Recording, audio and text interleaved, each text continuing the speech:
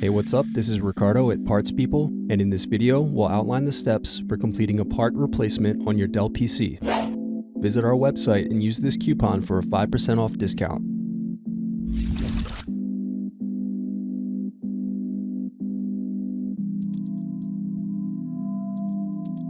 Unscrew and remove bottom base.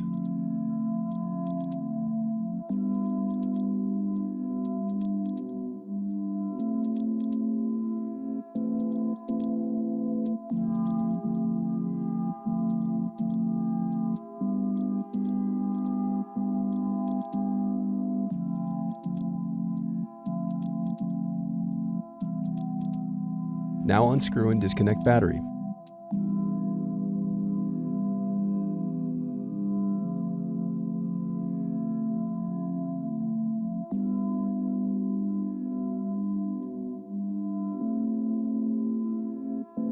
Now disconnect and remove speakers.